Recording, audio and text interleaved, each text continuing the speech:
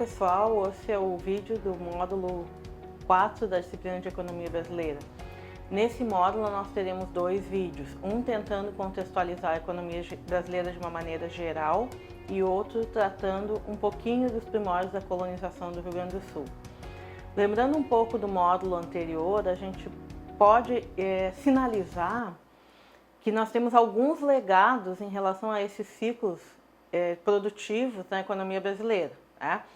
De uma maneira geral, vocês podem olhar no mapa do slide, né? A gente tem aqui o ciclo da borracha, o ciclo do ouro, o ciclo do açúcar, tá?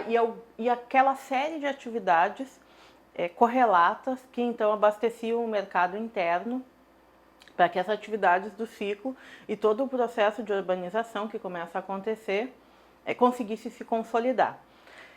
Para além desse movimento populacional, dessas migrações e desse aumento do comércio, a gente tem então algumas outras características que em alguma medida são interpretadas por alguns autores como persistentes até hoje na formação da nossa economia, na própria estrutura do processo de distribuição de renda.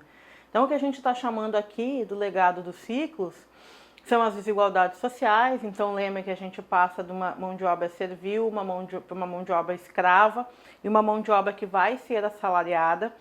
E se vocês leram o material disponibilizado, essa mão de obra assalariada não necessariamente é a mesma mão de obra que era escravizada, então aquelas pessoas escravizadas não são as assalariadas no momento seguinte, no ciclo do café, e elas formam então todo um processo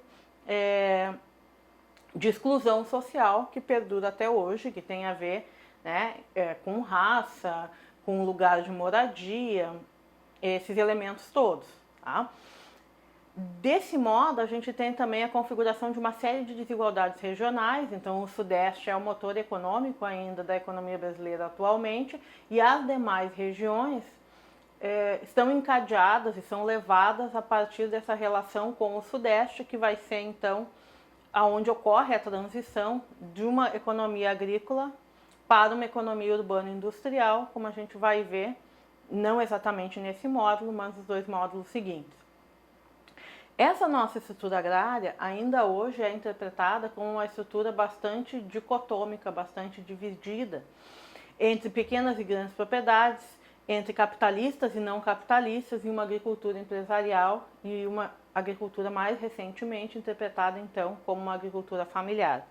Se a gente quiser olhar esses ciclos ao longo do tempo, ou numa linha de tempo, né, a gente tem então essa representação, o ciclo do açúcar, o ciclo do ouro e o ciclo do café como os principais constituintes, né, desse processo dos ciclos produtivos agrícolas na economia brasileira. Vocês estão vendo aqui a capa de um livro que chama Fordlândia. Deem uma olhada nas pílulas da disciplina de economia brasileira, que lá nós teremos mais dicas sobre essa obra muito interessante. Num contexto mais geral, o vídeo de hoje vai tentar falar sobre essa República Velha. Então, em determinado momento, a partir daquele núcleo urbano que se dá e que vai debater política nas Minas Gerais, então a partir do ciclo do ouro, ocorre uma ampliação de um debate político que leva a um processo de independência brasileira que vai nos dar esse momento da República Velha. Tá? Então vejam que nós estamos dando saltos longos, né, temporalmente, e eu vou tentar tratar aqui nesse vídeo de algumas características desse período ou que levou a esse período. Então a gente tem uma guerra fiscal, né, uma contestação da situação fiscal do país. Então, na medida em que os recursos e a taxa do Império Português era muito alta em relação à produção brasileira, há uma discussão e um desconforto em relação a essa situação, a ideia de que as riquezas do Brasil, então, estão indo para outro lugar, estão indo para os países europeus e deveriam ficar aqui, deveriam controlar e constituir uma economia própria, uma moeda própria. Junto com isso, o processo de assalariamento e de formação de núcleos urbanos, né, nos dá novas categorias profissionais, novas atividades, onde a moeda circula de uma maneira mais diluída, né, e mais fluida dentro da sociedade. Por outro lado, então, sempre a gente tem movimentos, tanto internos quanto externos. Então, a gente tem um elemento interno, que é essa insatisfação em relação ao processo, ao regime político e ao processo político sendo conduzido no Brasil por uma metrópole, na medida em que ele não enxerga as necessidades do país, mas também eu tenho, né, um contexto externo, que é o fato de eu estar num ciclo do café, o fato de que a gente tem um produto exclusivo, controla o mercado desse produto, né? Como eu comentei no final do vídeo do módulo passado. E esse produto ele vai ser o carro-chefe para trocas no mercado internacional. Nesse período, né, que vai se constituindo a Revolução Industrial e vai se consolidando o processo capitalista de reprodução na Europa, a Inglaterra emerge como uma grande potência. E a Inglaterra já era parceira comercial de Portugal e vai ser uma importante parceira comercial do Brasil, até que o Brasil depois, em alguma medida, troca, né, o capital inglês por um capital americano que começa a aparecer no mercado internacional. Mas, por enquanto, nesse processo de independência, o que vai acontecer, segundo alguns pesquisadores, é a troca de um domínio português por um domínio inglês. E a troca de um domínio estrutural, né, que comanda as atividades produtivas, por um domínio que se dá num âmbito mais da atividade produtiva e do financiamento dessa atividade, né? Então a gente tem uma dependência que vai ser financeira e de uma forma crescente, e não é mais então em relação a Portugal, mas é sim em relação à Inglaterra e em relação à Holanda, mas principalmente em relação à Inglaterra. No começo do século XX, existem alguns outros fatores externos que vão ajudar o Brasil nesse processo rumo à industrialização, que ainda não está exatamente consolidada. Então, no começo do século XX, a gente ainda está muito dependente da exportação do café. Como vocês lembram, né, a gente tem esse monopólio do café e o controle do preço do café, que vai ser altamente prejudicado com a queda do comércio internacional de uma maneira geral na crise de 29. Antes da crise de 29, com o processo de valorização da cultura do café, esses cafeicultores eles tinham um grande poder político que vai se perdendo com a perda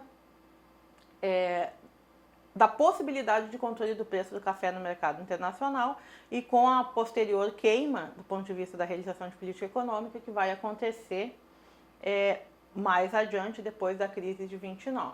Tá? Lembrem que o Brasil, então, tinha o controle do preço. Para manter o controle do preço, ele tentava controlar a quantidade de produção de café no mercado internacional. Como o café era um produto que tinha rentabilidade no mercado internacional, isso significava internamente que os produtores enxergavam esse como um produto em que o seu capital seria valorizado e aumentado. Muito produto no mercado internacional faz com que haja queda no preço. Esse é o mecanismo básico do modelo de oferta e demanda. O que o governo vai fazer é tentar, então, controlar a quantidade no mercado internacional, para daí controlar os preços, e essa quantidade, sendo muito excessiva, vai ser comprada pelo governo, inclusive com processo de financiamento inglês. Tá? Então, há uma crise em 1929, muitos de nós já ouviram falar dessa crise, tem muito material na internet, é uma crise, aqui a crise de 2008, da crise subprime foi comparada, que afetou todas as economias que estavam envolvidas em algum nível de troca no mercado internacional, então afetou o Brasil e afetou o café. A crise de 29 foi uma crise de quedas de preço, foi uma crise de oferta, né, onde há um grande aumento de desemprego, uma grande incapacidade de compra da produção e também uma redução geral no mercado internacional, dos fluxos comerciais do mercado internacional. Então, o Brasil sofre com isso, e sofre bastante. Então, aquilo que seria comprado no mercado internacional, o mercado já não tem mais dinheiro para comprar. Então, essa é a grande crise, é uma crise de crédito.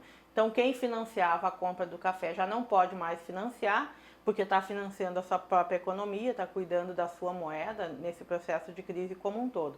Então, de uma maneira muito geral, o início do século XX, com a crise de 29 e aí a década de 30, que é uma década de reestruturação, ela é uma crise de estrangulamento do mercado interno, que é do mercado externo, que vai ter consequência em todas as economias que então estavam nesse processo de comercialização e também terá consequências importantes na política econômica brasileira, tá? Então a gente tem uma contestação do poder dos próprios cafeicultores e uma contestação regional desse poder e um problema e uma crise externa que faz com que esses cafeicultores então percam também poder econômico junto com o poder político. No país se dá o rompimento da chamada política de café com leite e há a emergência então de um novo grupo político que chega ao controle da economia política e ao regime, né, ao sistema político brasileiro e vai fazer algumas mudanças, vai tomar outras decisões que envolvem o processo de industrialização.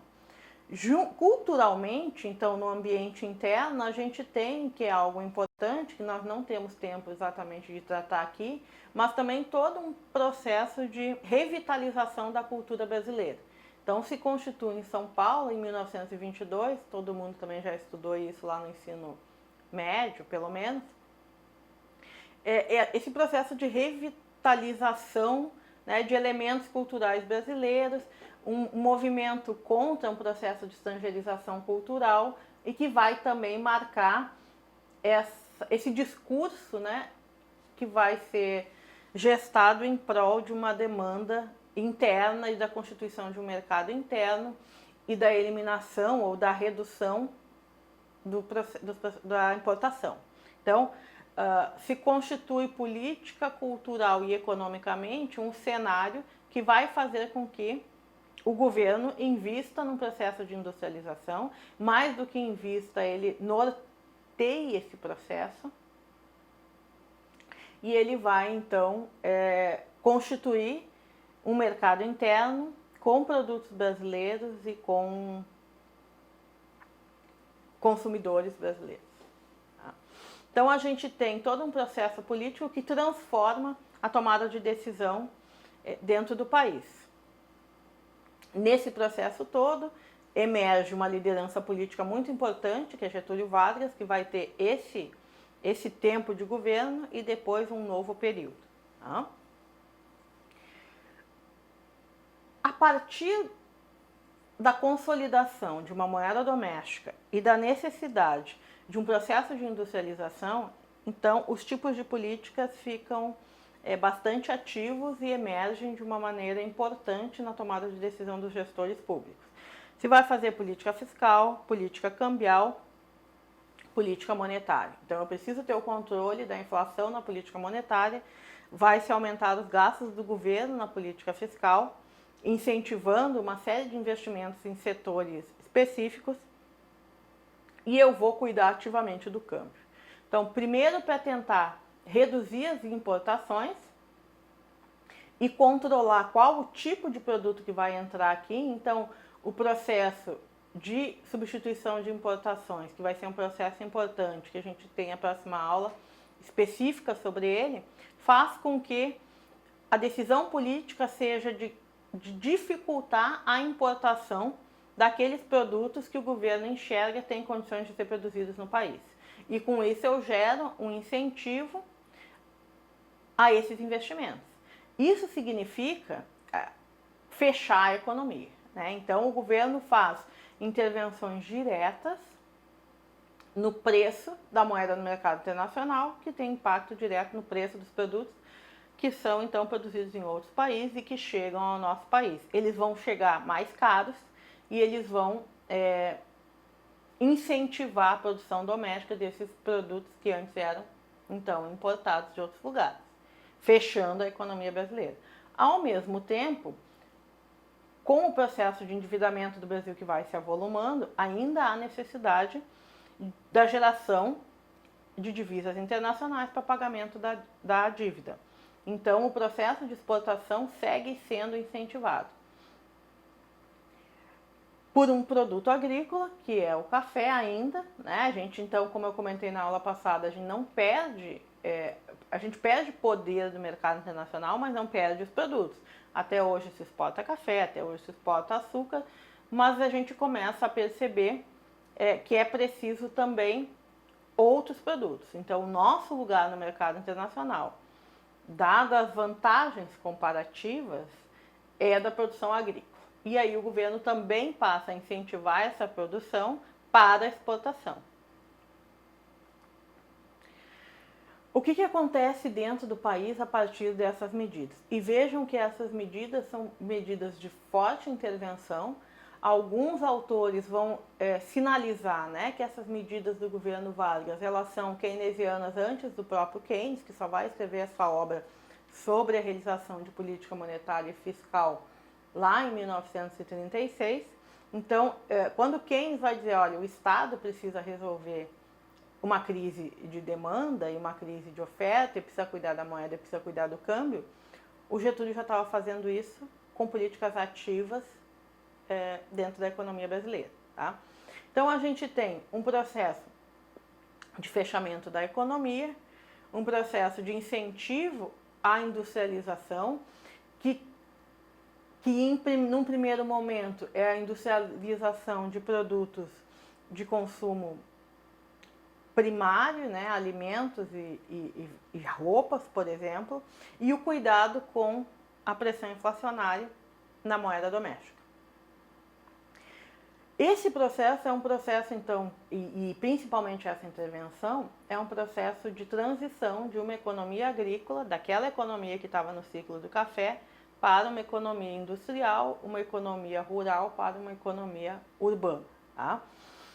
E como eu comentei naquele vídeo sobre o ciclo do café, o governo incentiva, então, o investimento na indústria, ao mesmo tempo que está desincentivando o investimento no café, quando diz que não vai mais comprar café para queimar, por exemplo, né? Porque o mercado internacional, ele ainda absorve café, mas ele não absorve na quantidade que ele absorvia antes. Essa política altamente intervencionista no sistema econômico brasileiro é reconhecida como uma política anticíclica. Então, toda vez que o governo percebe crises se aproximando, que são crises externas, ele vai tomar para si instrumentos que são ditos instrumentos de política keynesianos e vai então intervir na economia buscando reverter esse ciclo. E por isso então se fala, e às vezes a gente ouve na mídia, em políticas econômicas anticíclicas, que são políticas para reversão de crises econômicas no sistema mais amplo. Esse processo de industrialização, então, ele tem uma metodologia específica, que é um processo de substituição de importações. Então, o PSI é um processo que faz com que o Brasil siga exportando, mas não importe mais tanto. Porque o que ele importava eram produtos de valor agregado mais alto, eram produtos industriais, que ele passa a produzir para o mercado interno. O grande debate no final desse período é a ideia de que ou eu faço a intervenção e faço política pública, como de fato vai acontecer, ou eu deixo que o livre comércio dê a vocação, né, siga a vocação agrícola brasileira. Nesse momento, se as teses são confrontadas, em alguma medida ganha aquela tese que indica que é necessário um processo de industrialização, é necessário reverter as importações ou o grande volume de importação, é necessário não importar aquilo que pode ser produzido aqui e seguir importando apenas tecnologia. E para isso o papel do governo é fazer investimentos e fazer também uma política cambial muito ativa que incentive então esse desenvolvimento industrial. Desenvolvimento industrial esse que vai se dar muito na região sudeste, né, que é então o carro-chefe da economia até hoje. Certo, pessoal? Muito obrigada pela atenção e até o próximo vídeo.